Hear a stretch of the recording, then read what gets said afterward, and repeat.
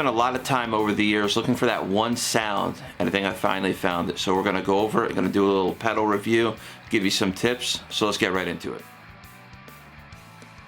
If my pedal board looks a little bit weird and not symmetrical, it's because my SansAmp bass driver by Tech 21 stopped working last night. It probably has a lot of dust buildup. I'm gonna go get it serviced, but I'm also gonna show you what I've been using for my bass setup. I can't stress how important your signal chain is. So generally speaking, you would have your dynamic bass or your utility pedals like a tuner. Then you would have your dirty pedals, anything with gain and distortion. Then you would have your effects based pedals, like that's considered to be your modulation pedals. Then you have your time based pedals, and then any pedals that affect your volume or if you're trying to loop something. So that's the order you want to be in. But we're running something a little bit different, because if you're running a noise gate or a noise suppressor, like in this case I have the Boss NS2, you're gonna have your send and your return. You're gonna change the signal chain a little bit. So that's one thing I want to go over today. And the way I have my guitar run, I have the input from the guitar go right into the tuner, because you want to have the strongest signal when you're tuning your guitar, super important. After that,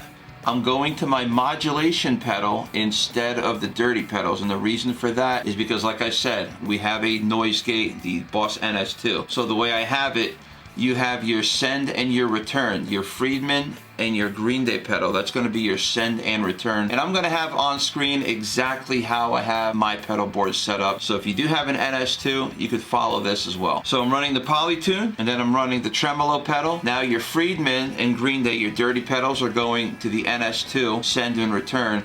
And then your output is going to go to your guitar amp or your interface. I have my Shure SM57 going angled on my amplifier. That's how I like to record. But you can also go to your interface, so in case there's no confusion if you're not using an amplifier.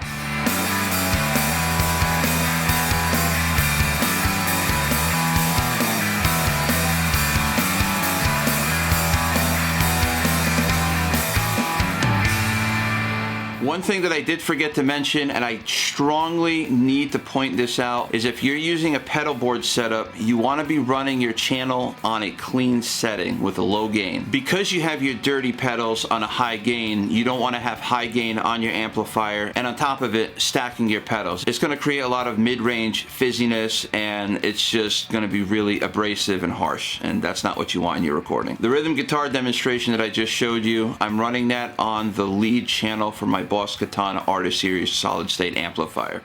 For the bass sound that you heard from the rhythm and lead demonstrations that I did show you, we're pretty much using TuneTrack's Easy Mix. So the one that I'm using, the preamp that I'm using, is the Andy Sneap Easy Mix Pack right over here. Okay, so when we go to the bass, you want to make sure that your channel EQ is first, then you have your compressor, and then you can have your effects, which is going to be your Easy Mix, your amplification effects. Now the one that I like to use, that I did use in the recordings that you heard and you saw, is the Andy Sneap 90s Rock Bass. It's the first preset that we have. I actually went through there's a lot of different presets that we have here. I have a lot of stuff from Easy Mix too. I went through all of them, and it was the first one that I liked, the 90s Rock Bass. So you're gonna find yourselves in situations in the studio where you have to make fourth quarter adjustments because a cable doesn't work, or a pedal stopped working. You're gonna have to find something else. And that's a problem solving. That's part about being a home studio musician and songwriter. You gotta figure out what certain issues are. Same thing if you're a mix engineer. I didn't want to make this a super long video. I just wanted to show you guys what my pedal board setup is. So if there's a sound that you're looking for, you're not really sure, but you came across my video and you like the lead guitar and the rhythm guitar sounds, this is exactly what my pedal board and amplifier setup is. Having said that, if you enjoyed today's video, be sure to drop that like and subscribe to my channel. Turn on the notification bell so you don't miss out on any of my future videos. We're going to be uploading videos every Friday. I'm thinking about noon. That seems to be like the schedule lately that I've been uploading for you guys. Check around Friday noon. If there's no video out, then I'm probably not uploading that week, but I'm most likely going to be uploading every week. So hope you guys have yourselves a really good day. Stay creative, stay rocking. Until next time, I'll see you later.